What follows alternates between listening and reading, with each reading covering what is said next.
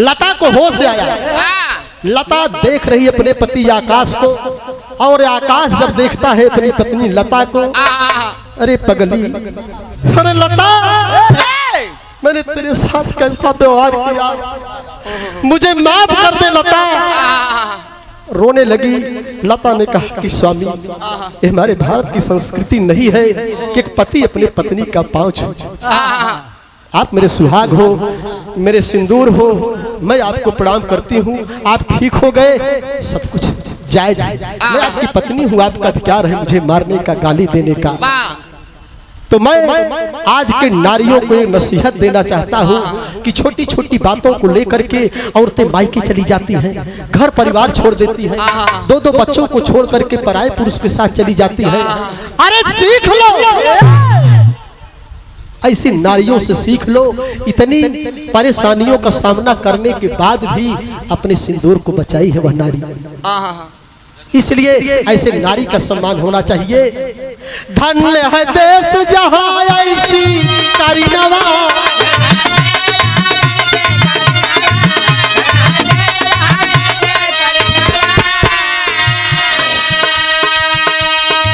कहानी को भाव को समझते हुए बड़े भैया पारसनाथ पाल एडवोकेट साहब, डॉक्टर, वकील और जज तीनों भगवान के स्वरूप कहे गए। अगर दुनिया में भगवान के बाद किसी को नाम मिला है, रूप मिला है, तो आप लोग चाहे तो किसी की जिंदगी को जीवन दान दे सकते हैं।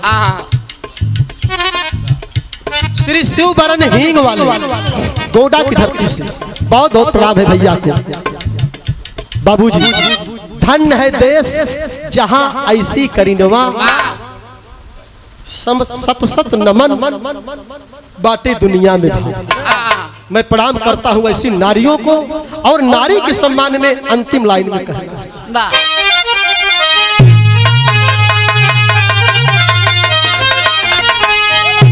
अरे लक्ष्मी स्वरूप, लक्ष्मी स्वरूप नारी बताई भेदवा, उज्जवल महिमा जे कर दुनिया में गाई भेदवा।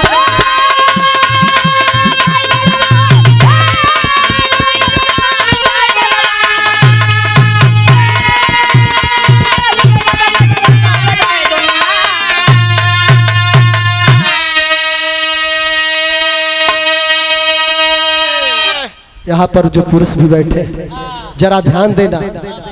नारी का जिस घर में होता या दरवा, सुख शांति रहती भगवान का बसरवा। लाख मुद्दई चाही लगा न पाई छेदवा, अरे तब उज्जवल महिमा जे कर दुनिया में गावई बे।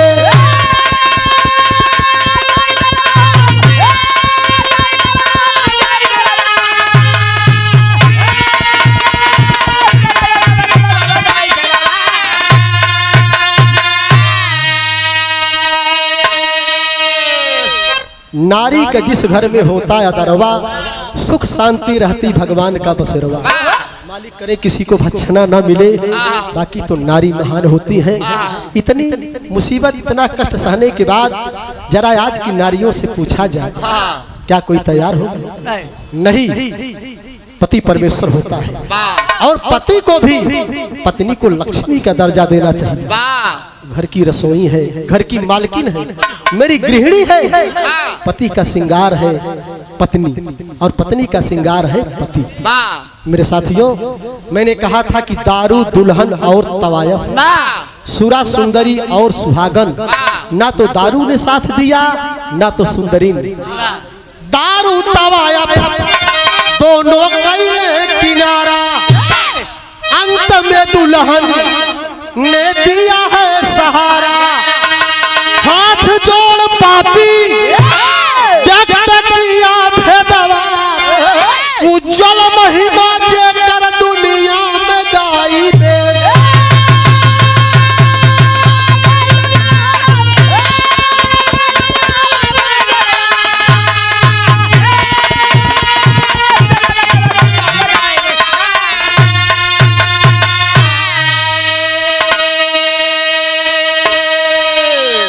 यही मेरी कहानी का शीर्षक था, दारू दुल्हन और तवायफ, सुरा सुंदरी और सुहागन।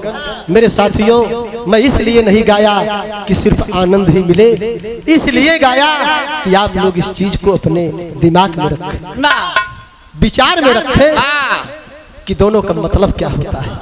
दोनों को किनारा करने के बाद लास्ट में अगर किसी ने साथ दिया तो अपनी जीवन संगिनी, अपनी अर्धांगिनी। इसलिए नारी का सम्मान करो मेरे साथियों, और दोनों चीजों को बहिष्कार करो, दोनों को बहिष्कृत कर दो जो हमें किसी भी हद तक ले जा सकते हैं। गुरु बिहारी, गुरु गणेश, गुरु रामलाल गुणकारी, स्वर्ग चंद्रिका कवि, अरे बच्चन जीवन पुजारी,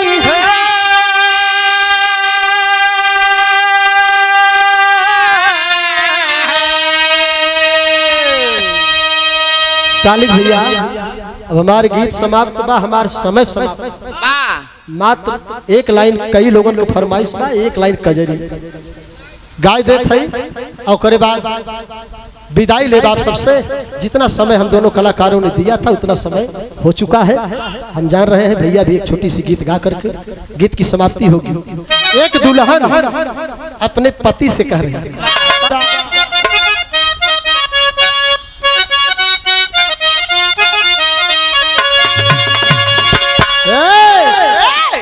हमके चाही कमर कर धनिया,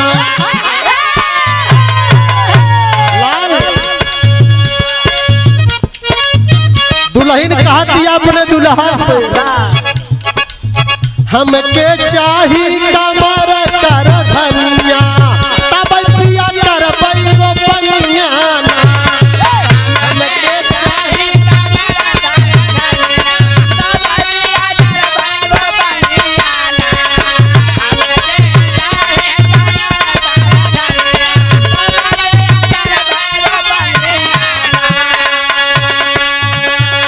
रोपनी के समय आ गई, कहे चला पानी लगल हो खेत में, सवेरे धान रोपनी करे, कहे ना ढेर दिना से कह के टरकावत हवा, अब की धाने को रोपनी ना कर,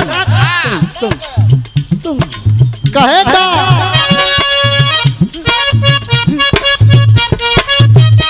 ए सैया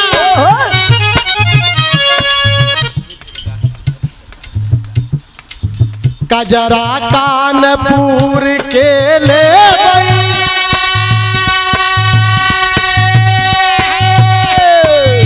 कजरा कानपुर के ले गई, टिकुली टीका मगर के दे,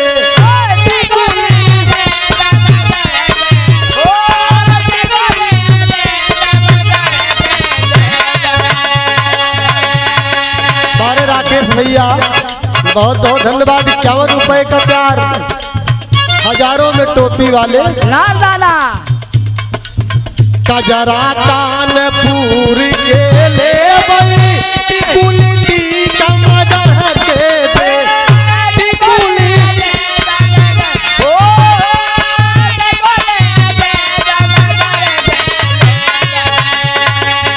ए राजा मग जड़वा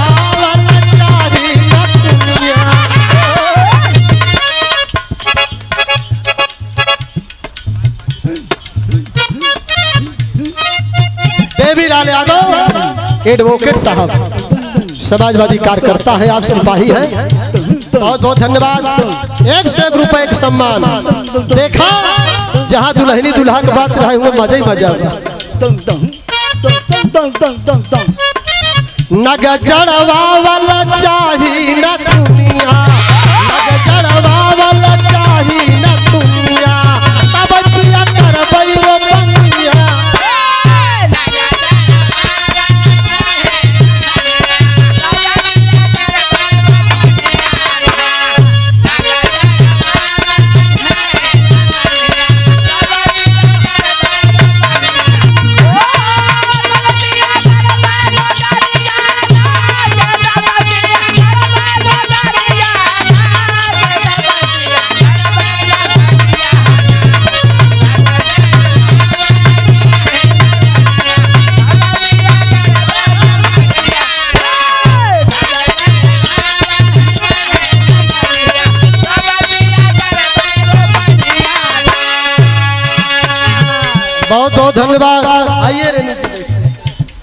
खड़े हो जाइए।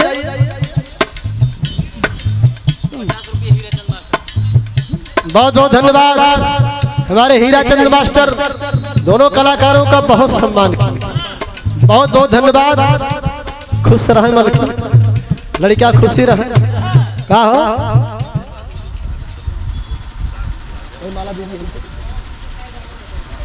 देखिए हमारे घराने से और एक ही लेखक के हम दोनों कलाकार, श्री गया कवि आपके भी गुरु हैं, हमारे भी गुरु हैं।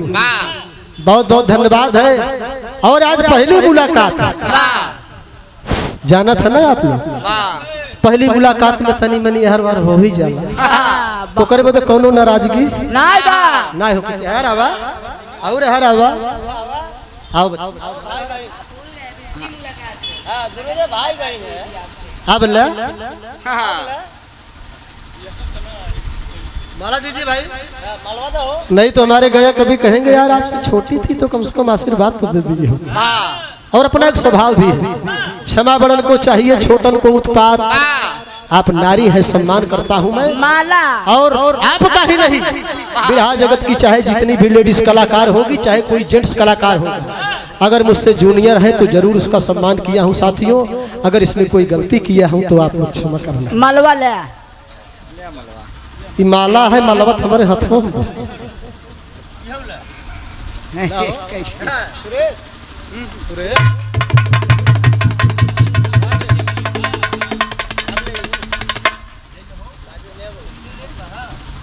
अरे कई किस्म से लेते बस। और चोट लगने की वजह से, एक्सीडेंट होने की वजह से मैंने अपना कार्यक्रम स्थगित कर दिया। रात वाला मेरा कार्यक्रम था कुड़वार में, मेरे साथियों को बताया भी था। हिम्मत नहीं है मेरे साथी, उतना ही करो जितना और कुछ आगे करने की हिम्मत बनी रही। इस जिन करा कि दोबारा करे लाइन रे जाइए। बहुत बहुत धन्यवाद। अरे नग जड़वा वाला चाहिए, नग जड़वा वाला चाहिए न दुनिया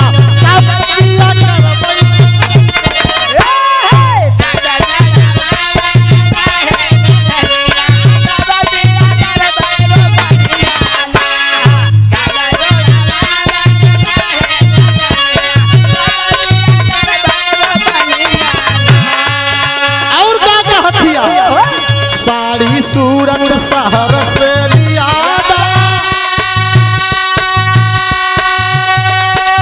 साड़ी सूरत शहर से लियादा, ओह माझालर मोती लगवा।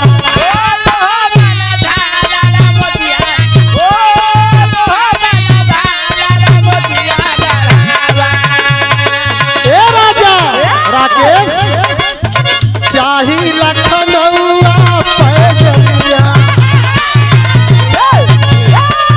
चाही लखनऊआ पैजनिया, तब हीरा करबई रे बनिया।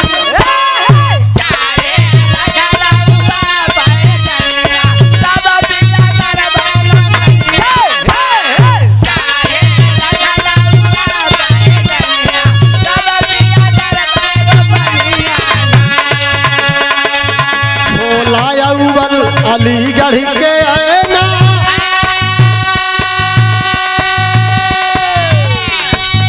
होला अव्वल अलीगढ़ के आना, कसम पहिनई के तारा सही नयना।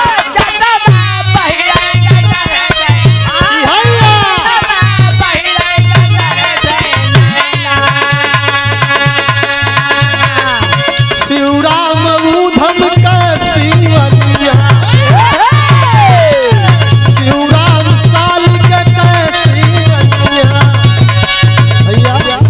हीरा सुरेश राकेश अवधेश बबलू का नमो बताया रहा था, राकेश अखिलेश देवी लाल यादव एडवोकेट। बहुत बहुत धन्यवाद।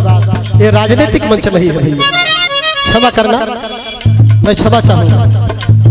ये राजनीतिक मंच नहीं है, नहीं तो मैं गा देता। कैसे बली फूल झड़ी बाड़ू पापा के बारी बारी, इनके जाना लाओट, इनके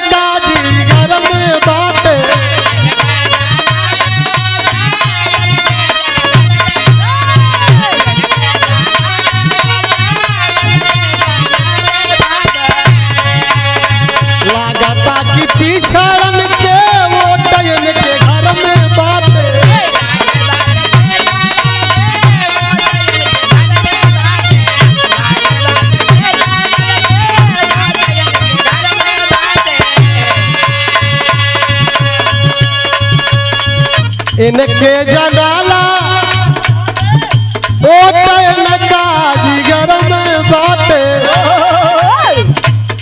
लगाता कि पिछड़न के ओ टन का घर में बाटे कबहू की नाले बिचाले हो पियर का नेता कबहू की नाले बिचाले हो पियर का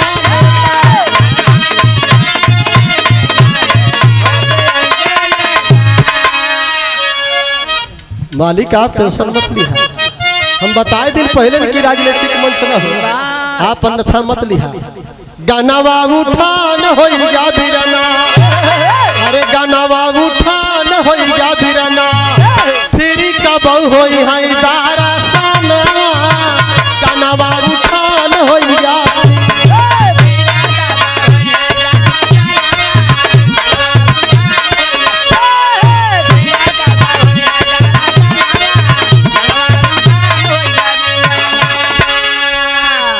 कृष्ण भगवान की बोलिए शंकर भगवान